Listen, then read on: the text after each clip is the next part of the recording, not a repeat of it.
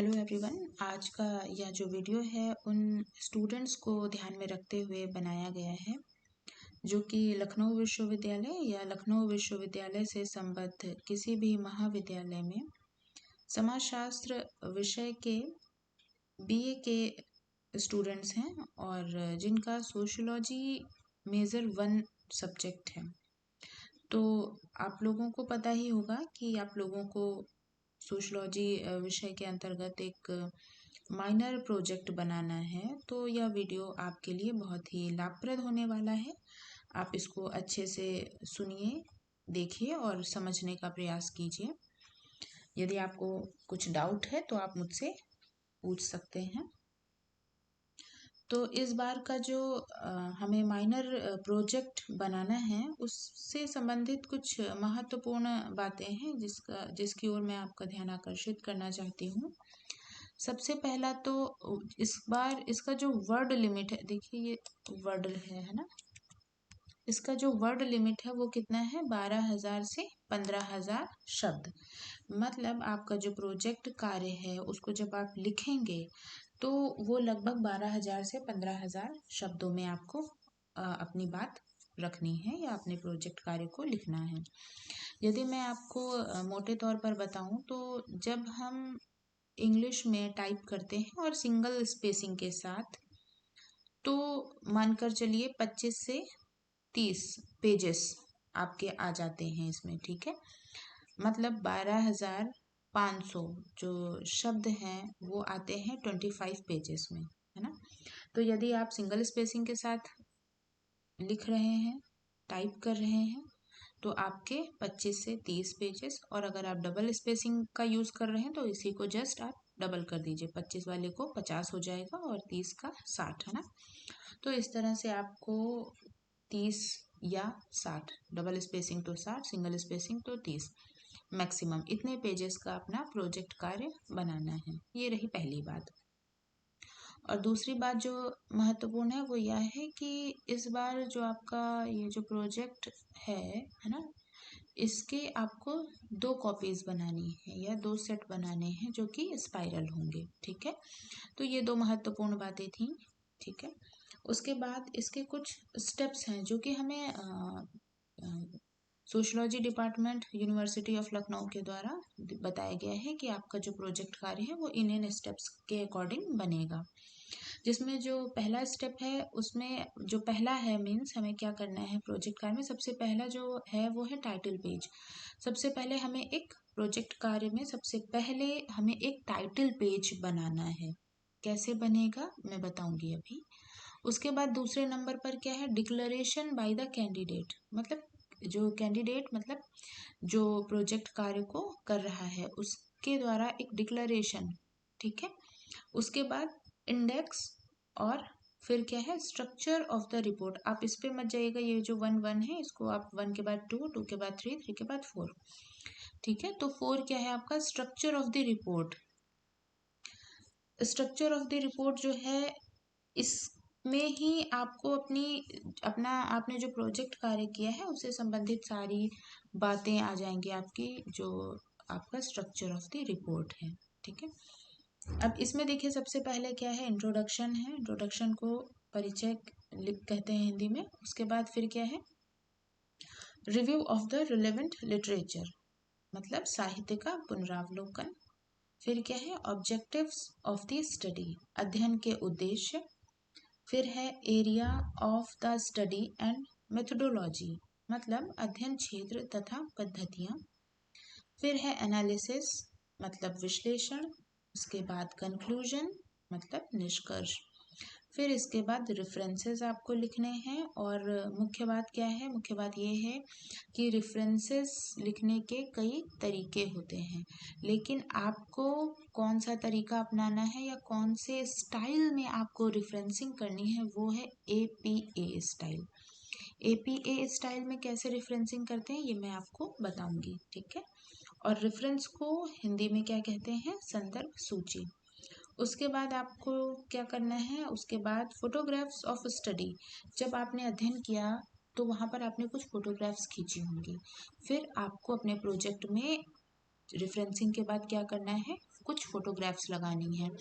और ये जो फोटोग्राफ्स हैं आप एक पेज में 4 फोटोग्राफ्स भी लगा सकते हैं, या एक पेज पर 2 फोटोग्राफ, या एक पर एक फोटोग्राफ। तो आप ये मानकर चलिए कि आपको ने यदि कोई प्रोजेक्ट कार्य किया है तो कम से कम आप 4 से 5 फोटोग्राफ्स तो अपने प्रोजेक्ट कार्य में लगाइए। ठीक है, ये फोटोज किस तरह की होनी चाहिए, है ना, इस पर भी हम बात करेंगे। पहले तो कुछ फोटोज होनी चाहिए कि आप डेटा कलेक्ट कर रहे हैं। ठीक है, उसके बाद जो आपका टॉपिक है, यदि मान लीजिए आप किसी विलेज की स्टडी कर रहे हैं तो उस विलेज में यदि आपको कुछ स्पेशल दिख रहा है, कुछ विशेष लग रहा है, तो उसकी भी फोटोग्राफ आप लगा सकते हैं। ठीक है, उसके बाद सबसे लास्ट में आपको क्या लगाना है, क्वेश्चनायर या इंटरव्यू शेड्यूल, मतलब प्रश्नावली या साक्षात्कार अनुसूची। तो इस स्टेप्स में आपका जो प्रोजेक्ट कार्य है वो बनेगा, है ना। तो इन स्टेप्स को ध्यान में रखकर ही हमें अपना काम करना है। प्रश्नावली या साक्षात्कार अनुसूची हम किस तरह से बनाते हैं इस पर भी हम डिटेल में बात करेंगे, जो भी हमारे आगे आने वाले वीडियोस हैं उसमें। अब सबसे पहले जैसे कि मैंने आपको बताया कि अपने प्रोजेक्ट कार्य में जो सबसे पहले आपको बनाना है या लगाना है वो क्या है, टाइटल पेज। तो ये जो टाइटल पेज है ये कैसे बनेगा, चलिए इस पर बात कर लेते हैं। तो इसके लिए आपको किन किन चीज़ों की आवश्यकता है। पहला तो थीम मतलब वो विषय वस्तु जिस पर आप अपना प्रोजेक्ट कार्य बनाने वाले हैं। उसके बाद फिर प्रोजेक्ट पर्यवेक्षक का नाम और पदनाम। प्रोजेक्ट पर्यवेक्षक कौन है, जो आपके शिक्षक, जो आपको गाइड कर रहे हैं प्रोजेक्ट बनाने में कि किस तरह से प्रोजेक्ट बनेगा। ठीक है, तो उनका नाम और उनका पदनाम कि वो किस पोस्ट पर हैं, वो असिस्टेंट प्रोफेसर हैं, वो एसोसिएट प्रोफेसर हैं, या वो प्रोफेसर हैं। ठीक है, उसके बाद प्रोजेक्ट कर्ता का नाम यानी कि आपका नाम, जो प्रोजेक्ट बनाएगा, जो अध्ययन करेगा उसका नाम। उसके साथ साथ आपका रोल नंबर जो आपको एग्जामिनेशन में मिलता है। उसके बाद आपको कॉलेज का लोगो लगाना है। कॉलेज का जो लोगो है वो आप गूगल करेंगे, अपने कॉलेज की वेबसाइट पे जाएंगे, आपको इजीली वहां से अवेलेबल हो जाएगा। उसके बाद फिर आपका विभाग तथा कॉलेज का नाम। विभाग, क्योंकि ये वीडियो जो है ये समाजशास्त्र विषय के ही स्टूडेंट्स देख रहे होंगे, है ना, तो यहाँ पर आप क्या लिखेंगे, सोशियोलॉजी डिपार्टमेंट, फिर आपके कॉलेज का नाम, फिर अध्ययन का वर्ष, मतलब आप ये जो प्रोजेक्ट कार्य कर रहे हैं इसका वर्ष क्या है। जैसे कि अभी 2024 है तो इस बार वर्ष क्या लिखेंगे, आप यही लिखेंगे। ठीक है, तो इन सारी चीज़ों को आपको एक पैटर्न में लिखना है ना। पहले तो ये सारी बातें आपने एक जगह लिख ली, अब इसको कैसे व्यवस्थित करना है इसका भी एक तरीका है इस पेज का, तो वो देख लीजिए आप नेक्स्ट स्लाइड में। इसको कुछ इस तरह से हमें बनाना है। ठीक है, यहाँ पर ये जो लिखा है गडरिया जाति में सामाजिक गतिशीलता, एक सेकंड बच्चों, ठीक है, ये जो लिखा है गडरिया जाति में सामाजिक गतिशीलता, ये क्या है, ये टाइटल है। तो इसकी जगह पर इसको रिप्लेस करके आपको क्या लिखना है, आपको आपका टाइटल लिखना है। मान लीजिए यदि आप अध्ययन कर रहे हैं कि युवाओं पर मोबाइल फोन के प्रभाव का अध्ययन, तो यहाँ पर आप उसे लिख देंगे। ठीक है, उसके बाद यहाँ पर ये जो आपको दिख रहा है ये क्या लिखा है, शोध प्रबंध। तो यहाँ पर आपको क्या करना है, यहाँ पर आपको लिखना है लघु प्रोजेक्ट कार्य, क्योंकि आप जो बना रहे हैं वो क्या है, माइनर प्रोजेक्ट है। ठीक है, तो यहाँ पर ये लिख देंगे। उसके बाद इस तरफ देखिए क्या लिखा है, यहाँ पर लिखा है शोध पर्यवेक्षक, तो इसको आपको क्या लिखना है, यहाँ पर आपको लिखना है प्रोजेक्ट पर्यवेक्षक। फिर आपके टीचर का नाम लिखना है, उसके नीचे उनका डेजिग्नेशन लिख देना है। ठीक है, कि वो असिस्टेंट प्रोफेसर हैं, एसोसिएट प्रोफेसर हैं, और आपके महाविद्यालय का नाम। इसके बाद ये क्या है, फिर यहाँ पर आपको इस तरफ जहाँ लिखा है शोधार्थिनी, यहाँ पर आपको लिखना है प्रोजेक्ट कर्ता या प्रोजेक्ट कत्री का नाम। ठीक है, फिर आप अपना नाम लिख देंगे, अपने कॉलेज का नाम लिख देंगे, फिर यहाँ पर कॉलेज का लोगो लगा देंगे। आप चाहे तो लखनऊ विश्वविद्यालय का लोगो भी लगा सकते हैं, क्योंकि आपका जो कॉलेज है यदि वो लखनऊ विश्वविद्यालय से संबंधित है ना, संबद्ध है, तो आप लखनऊ यूनिवर्सिटी का लोगो भी लगा देंगे यहाँ पर। उसके बाद यहाँ पर समाजशास्त्र विभाग, अपने कॉलेज का नाम और वर्ष। ठीक है, तो ये जो पहला जो पेज है टाइटल पेज, वो इस प्रकार से आपको बनाना है। चलिए, उसके बाद फिर नेक्स्ट क्या है, उसके बाद नेक्स्ट है आपका शपथ पत्र, है ना। अब शपथ पत्र में आपको क्या करना है, देखिए मैंने यहाँ पर बताया है कि किस तरह से आपको शपथ पत्र बनाना है, ठीक है। तो सबसे पहले लिखना है मैं, फिर कॉमा लगाएंगे, फिर आपका नाम, आपका जो भी नाम है आप अपना नाम लिखेंगे, पूरा नाम लिखेंगे, है ना, जो आपका ऑफिशियल नेम है वो। उसके बाद छात्रा, यदि छात्र हैं तो छात्र, छात्रा हैं तो छात्रा, ठीक है, छात्रा। फिर आपके कॉलेज का नाम, आप जिस कॉलेज में पढ़ रहे हैं उसका पूरा नाम लिखेंगे। फिर शपथ पूर्वक घोषणा करती हूँ, या यदि आप छात्र हैं तो करता हूँ, कि मेरे द्वारा प्रस्तुत लघु प्रोजेक्ट कार्य जिसका शीर्षक, यहाँ पर क्या करेंगे, आपने जिस विषय वस्तु पर अध्ययन किया है, अपना प्रोजेक्ट कार्य बनाया है, उस पूरे टाइटल को यहाँ पर लिखेंगे, ठीक है। में प्रस्तुत समस्त सूचनाएं एवं आंकड़े पूर्णतया मौलिक और प्रामाणिक हैं, ठीक है। तो इस तरह आप एक शपथ पत्र बना लेंगे। तो पहले आपका टाइटल पेज, उसके बाद शपथ पत्र, अब इसके बाद क्या बनाना है आपको, अनुक्रमणिका या इंडेक्स। अब ये इंडेक्स कैसे बनेगा, ये इस तरह से बनेगा जैसे मैंने यहाँ पर आपको दिखाया है। पहले आप लिखेंगे अध्याय या चैप्टर, फिर शीर्षक या टॉपिक, उसके बाद पृष्ठ संख्या मतलब पेज नंबर, ठीक है। तो आपके जो भी जितने अध्याय हैं आप इस तरह से लिख देंगे। मान लीजिए आपका जो प्रथम अध्याय है वो क्या है, परिचय, है ना, क्योंकि हमें स्टेप्स तो बताए जा चुके हैं वहां से। तो पहला क्या है, परिचय है। फिर जो आपका द्वितीय अध्याय है वो क्या है, वो लिटरेचर ऑफ रिव्यू है, मतलब जो साहित्य है उसका पुनरावलोकन, ठीक है। उसके बाद तीसरा क्या है, अध्ययन क्षेत्र तथा जो अनुसंधान की जो मेथोडोलॉजी है वो वाला चैप्टर है। उसके बाद पृष्ठ संख्या में क्या लिखते हैं कि जो मान लीजिए जो पहला चैप्टर है प्रस्तावना, वो किस पेज से शुरू होकर किस पेज तक खत्म हुआ, वो नंबर डालेंगे, ठीक है। तो एक ये पैटर्न है। इसके साथ ही आप क्या करेंगे, कुछ चैप्टर्स के जो सब थीम्स होते हैं, ठीक है, उसके भी पेज नंबर आप यहाँ पर डाल देंगे। फॉर एग्जाम्पल जो हमारा विश्लेषण वाला चैप्टर होगा उसमें हम कई सारी तालिकाएं या कई सारे टेबल्स बनाते हैं, ठीक है। डेटा एनालिसिस वाला जो चैप्टर है वहाँ पर कई विभिन्न तरह के हम टेबल बनाते हैं। तो वो किस पेज नंबर पर कौन सा टेबल है ना, इसको भी हमें अनुक्रमणिका में दर्शाना होगा। तो इस तरह से ये हमारी इंडेक्स तैयार हो गई। फिर देखिए क्या है, ठीक है। अब हमने ये तीनों बातें कर ली कि कैसे टाइटल पेज बनेगा, कैसे शपथ पत्र बनेगा, कैसे अनुक्रमणिका बनेगी। अब जो चौथा पॉइंट है वो क्या है, स्ट्रक्चर ऑफ द रिपोर्ट। तो स्ट्रक्चर ऑफ द रिपोर्ट जो है, इसके कई सारे जो सब स्टेप्स हैं वो मैंने आपको पहले ही बताया कि उसमें उसमें जो सबसे पहला सब स्टेप है वो है इंट्रोडक्शन।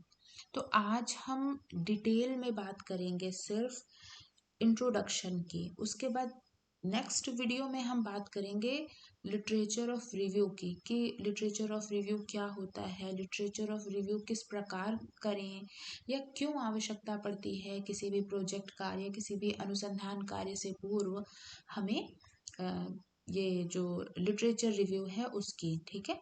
तो अभी हम जानेंगे इंट्रोडक्शन या परिचय, ठीक है, कि ये इसके अंतर्गत, इंट्रोडक्शन के अंतर्गत हम क्या लिखते हैं या किस प्रकार इंट्रोडक्शन लिखना चाहिए।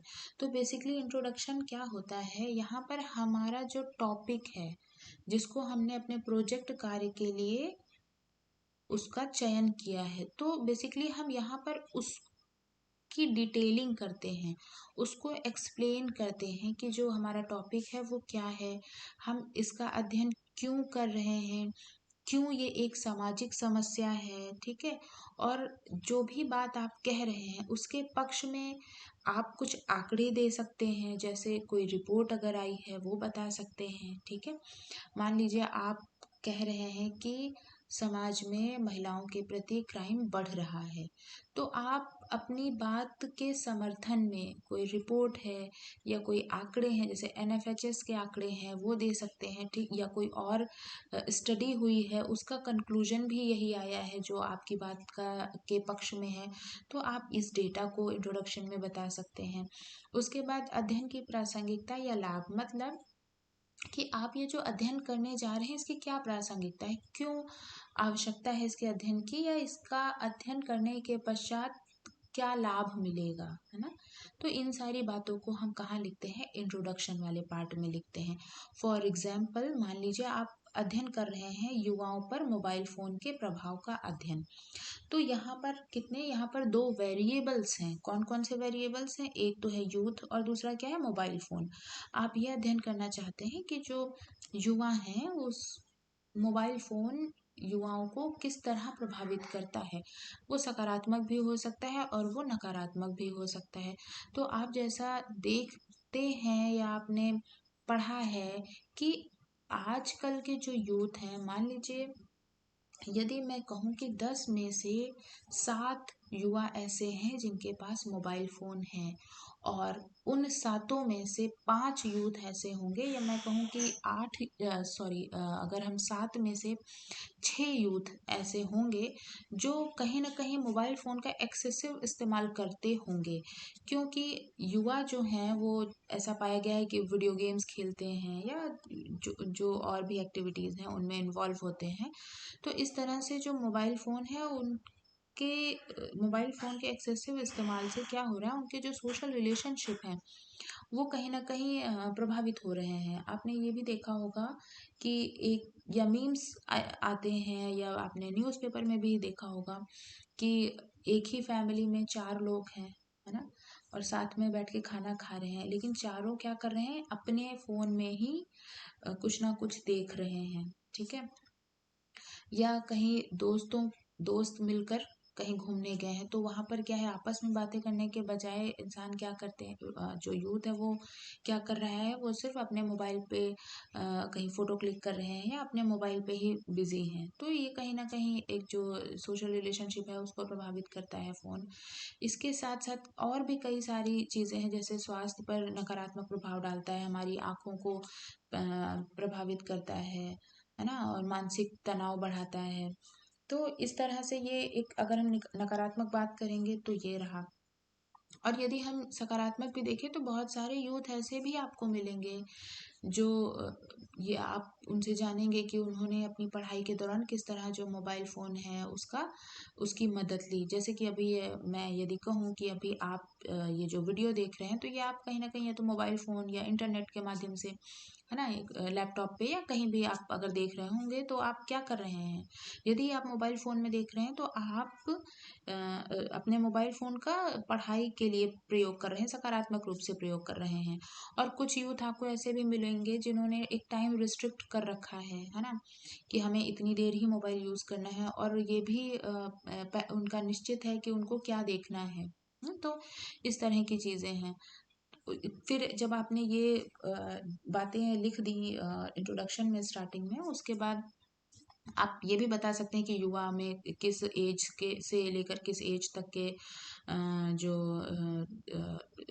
किस तक के व्यक्ति आते हैं ना, तो इस तरह से फिर आपको जो आप बात कह रहे हैं, जैसे मैंने बताया कि उससे संबंधित जो भी आंकड़े हैं उसको आप बता सकते हैं, है ना। तो इस तरह से कि ये जो इसकी प्रासंगिकता क्या है या इसके लाभ क्या हैं, तो ये सारी बातें आपको इंट्रोडक्शन में लिखनी होती हैं। तो सबसे पहले आपको क्या करना है, आपको ये सोचना है कि आप किस सामाजिक समस्या पर प्रोजेक्ट कार्य करना चाहते हैं, और आपको ये जानना होगा कि कौन सी समस्याएं सामाजिक समस्याएं कहलाती हैं, ठीक है। यदि मैं आपको यहाँ पर ब्रीफली बताऊं, तो मान लीजिए कोई समस्या है जो किसी एक व्यक्ति के साथ है या आपके साथ है, तो कभी कभी हमें लगता है कि ये समस्या पूरे संसार की है, जो कि हो सकता है ऐसा ना हो। तो वो आपकी व्यक्तिगत समस्या हो। और सामाजिक समस्या वो समस्या होती है जिससे समाज के अधिकांश लोग प्रभावित हों। यदि बात करें, जैसे अभी कुछ समय पहले, कुछ वर्षों पहले कोरोना आया था, ठीक है।